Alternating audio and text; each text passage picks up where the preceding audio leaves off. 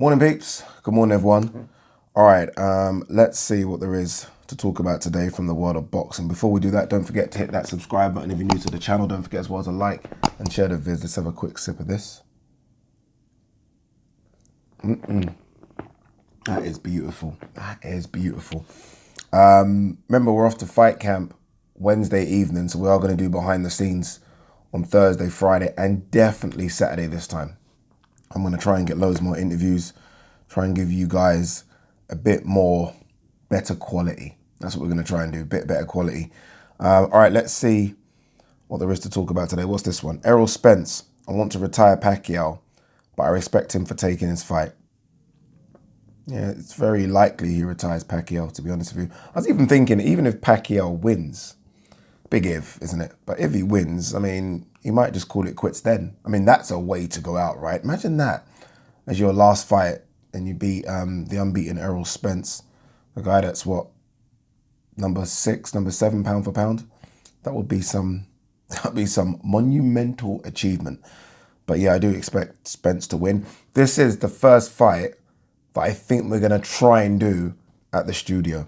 This is the first fight. You know what it is? In my head, I feel like I'm making too big a deal of what's left to do. There isn't that much left to do, like especially cosmetic. I think the only thing is to get the cameras set up and make sure all that's nice. That's the only thing, because remember, it's free cameras that I'm using, which is a bit crazy. So if you can imagine a table, we got a camera that will look at that person, a camera will look at me, and then a camera that will look at both of us. So I've got to get all that set up. So I'm going to get someone on board to help me with that. So that's the only thing that's really playing on my mind. Apart from that, cosmetics, it will probably be, you know what it is? Okay, let me be brutally honest. Cosmetics will be done, but it will be ever evolving. Like there's a big logo sign that I want at the back. That's not going to be ready. There's going to be a bit of artwork in and around the studio. That's not going to be ready. And I did want to go in with all of it done. So that's my only fucking, like, should we go early or should we just wait until it's all done? But I want to go early. I do want the Spence Pacquiao fight. So fingers crossed, that's the first one. What else have we got? Devon Alexander. I hurt right bicep in first round. I couldn't get anything going. I didn't even know Devon Alexander was fighting this weekend. Devon Alexander, yeah. This is one of the biggest sort of drop-offs, like from what I thought was going to be a top level fighter, like top level, that I can remember in sort of recent memory. I remember when he was going to fight Timothy, or they did fight, when he fought Timothy Bradley back in 2011. And that was for literally everything. That was to determine who the best 140 pounder in the world. Although AMIR was there, a lot of people consider those guys number 1 and 2. Do you remember that fight? There's a lot of headbutts, and basically he kind of just lost the will to want to fight. He kind of like, that was it. After that, for me, he was done. He was done. Now, people are going to say, but he had a couple of good wins after. He did. Maidana, for example, was one of those wins after, but he was done. In the last 7 fights, he's only won 1. He's only won 1. He's 34. I'm not talking about a 39-year-old. He's 34. Now, I know there were some things outside the ring. I don't know what those things were 100%, so it's wrong for me to touch on them, but I thought he was going to be somebody. And that sounds bad saying that because this guy's been a world champion, but I just thought he was going to be like a legit Hall of Fame fighter. And he just hasn't been that. Let me quickly bring up his record because I feel like I'm guessing a lot of this stuff.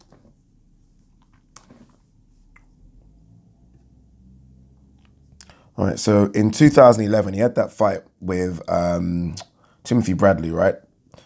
He then won a split decision over Lucas Matisse after, went to 1-4-7 and beat Maidana. Good win against Randall Bailey. But I'm telling you now, he was done then. I remember these fights. He was done.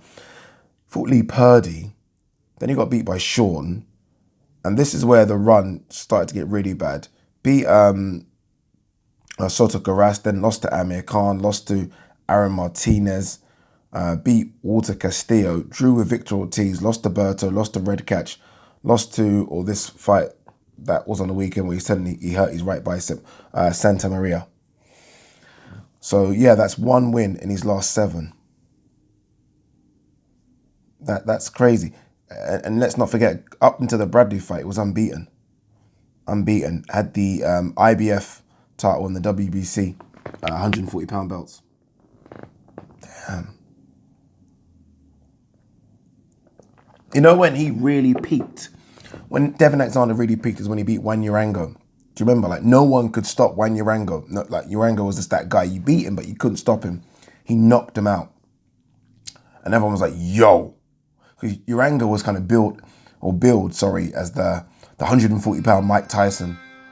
Oh, shit. Sorry, guys. That was unexpected.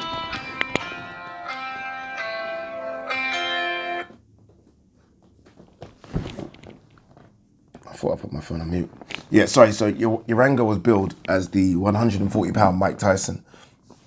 And he knocked him out. And everyone was like, okay, cool. Devon's going to be something. And then it just hasn't worked out. Maybe I'm being too critical in his career. Because again, look, we're talking about a guy that was a world champion. But I just expected a bit more.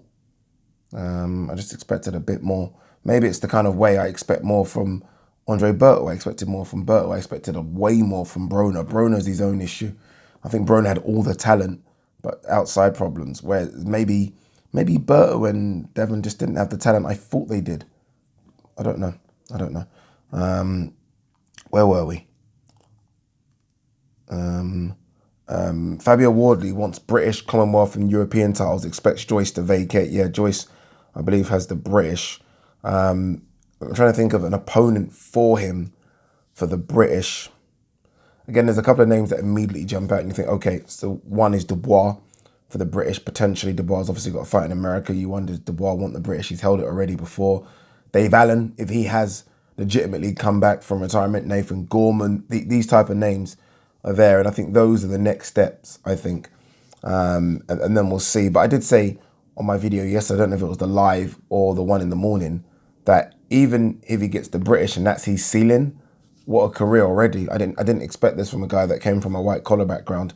And I think he's only going to get better. I really do. So it'd be interesting to see what happens next, who he fights next. But yeah, I like it. Some people were talking about Babic maybe fighting the likes of Gorman. And no, for me, Babic versus Cash Ali is the fight to make. That's the fight I want to see next. You got to be careful with Babic. I like that. Kid Galahad here saying, I just beat the guy who beat Lee Wood. This is not a regular title. Yeah, he's obviously having a bit of stick because Lee obviously has the WBA regular title, although there is a lot of talk about him being upgraded. Leo Santa Cruz obviously hasn't fought or hasn't defended his belt for 2.5 years. So you wonder then, will that change Kid Galahad's mind? It probably will, if I'm honest with you. It will be for unification. Of course, you're going to take it, right? But it'll be interesting to see what happens with Kid next. If not, it will just be a voluntary defense, a fight in Sheffield. He does want the Warrington fight just because obviously that's the guy that beat him. He wants to avenge it. But Warrington's got a lot of hard work in store for him against this Lara kid again. Although there is an issue with Lara right now. And the issue is, basically, obviously, Lara is based in Mexico. I think Mexico has either just gone on the red list or the amber list. So what Lara might have to do is fly to another country, quarantine in that country, and then come over here, or fly to another country that's on the green list and then come to here. So it's not going to be easy for Lara to travel anymore just straight from Mexico to here. He's going to have to go somewhere, stay for a few days. Thingy did this as well.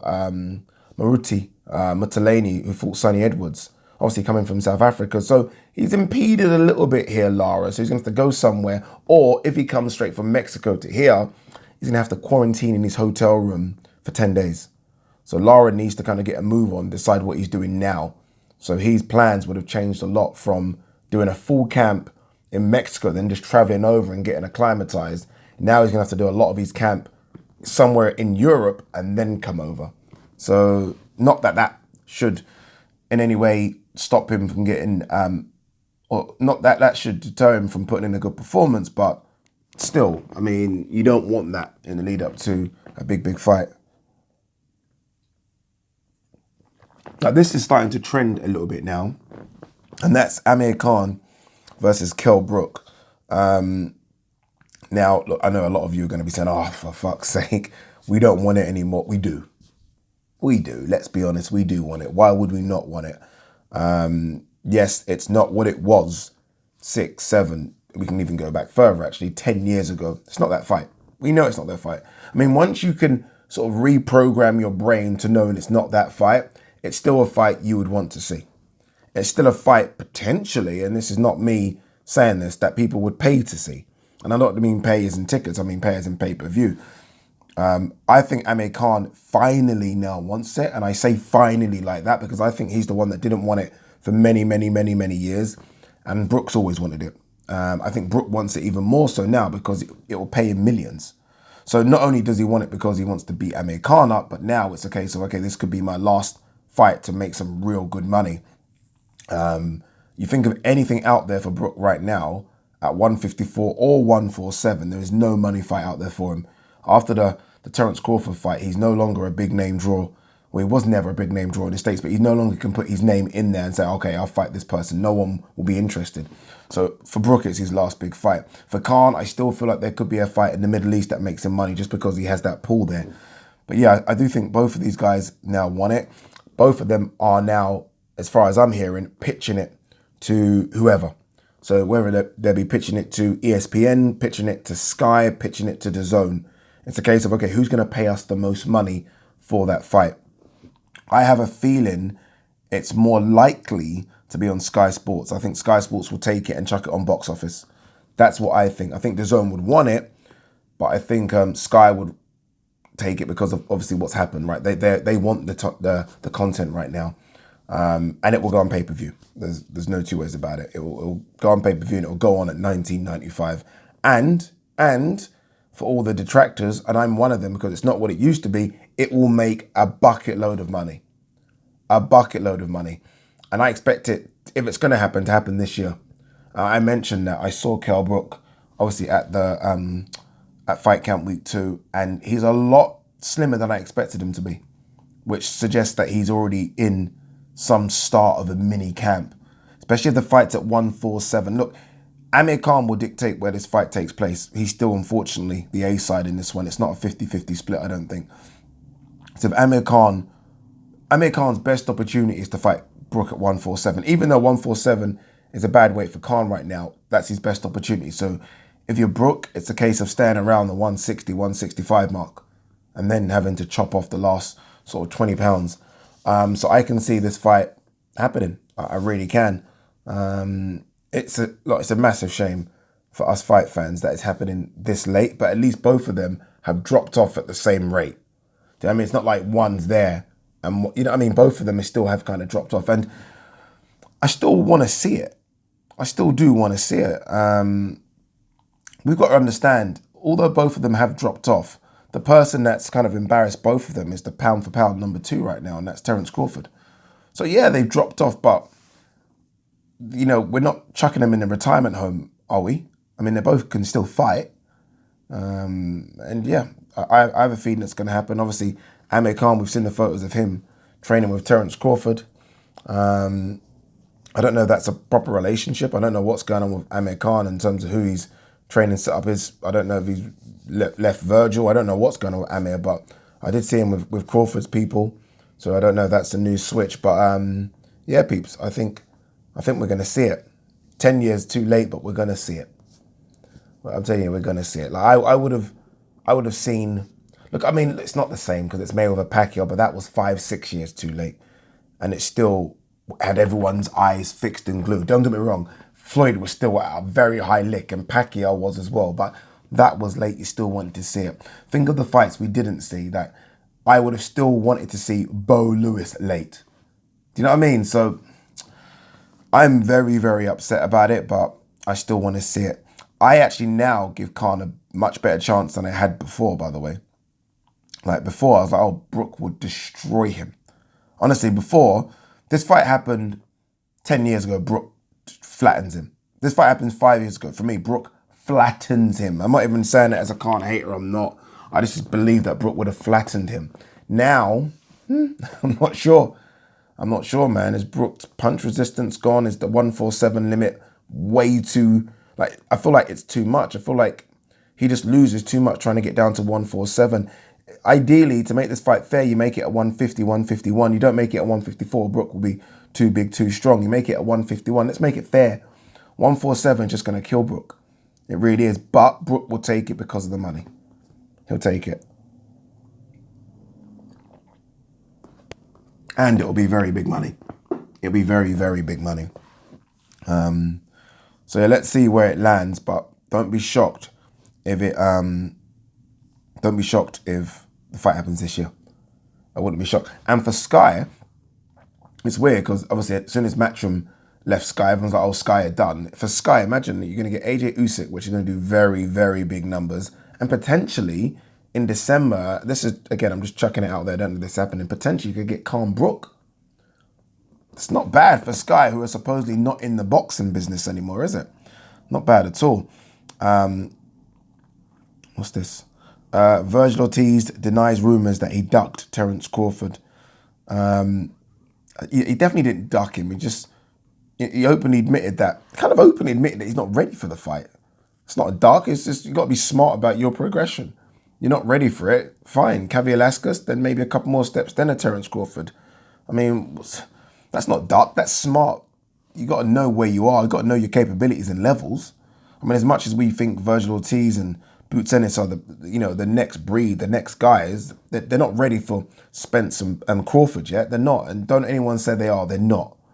Not yet. A couple more fights, they will be. By that time, I think Spence will be gone from the division. And so could Crawford as well, to be honest with you. Obviously, it looks like Crawford's going to have Porter next anyway. And look, fingers crossed. Fingers, blood, everything. Cross your fingers, guys, that we start to get, or at least when they both win, because I think they both will win, that's Spence and Crawford, we do get the big one, the one we've really all wanted for years, and that's Spence Crawford sometime in 2022. I think it's going to happen. I think it's closer than it ever was, by the way. Congratulations to Team GB and their success at the Tokyo Olympics, especially Galal Yafai. I mean, come on, that's fantastic. Let's go look at the Lauren Price as well. Trying to quickly, okay, so it was Galal Yafai, Lauren Price, Ben Whittaker, McCormack, Fraser Clark. There's the girl that I'm missing, and that's going to bug me. Apologies. I know a lot of you are screaming at me now for not knowing the name. I'm sorry, peeps. I'm going to quickly get it up just to give her plaudits. Oh, shit. Wait. Come on. It was Artenstall, wasn't it? It was Artenstall, she won. But credit to all of them. Credit to every single one of them for their achievements in the Olympics. I mean, just getting there is some achievement, right? Is there any other news before we pack up? By the way, that WBA shit, I need to read about it a bit more. I've seen some of her racial tweets, one of the judges. WBA, I think WBA kind of need to be done, don't they? I mean, like, we laugh at the IBO, don't we? We laugh, oh, the IBO is not a real belt. The IBO at least conduct themselves in a better manner than the WBA. The WBA are a joke of an organization, an absolute joke of an organization. Honestly, like, what is the best belt? Is it the IBF, who are very strict? Might be the IBF. Even like the next day weigh-ins they do, they're very, very strict on their mandatories. They could be the best. Like for me, growing up, the WBC was always the best, but I think they've been doing some nonsense. But the WBA, the amount of belts they have in a division as well, it's incredible. It's incredible. And they just we need to almost just look at them as the fifth best now, or just completely eradicate them. Completely. What a disgrace. All right, guys, I think that's it. We start work late today. That's why I'm just chilling. I'm in no rush whatsoever. All right, yeah, that's it. Should we have a look at the fight? No, we'll do it. We'll do it in a couple of days. The fight card for the weekend for Fight Camp Week 3. Peace and love.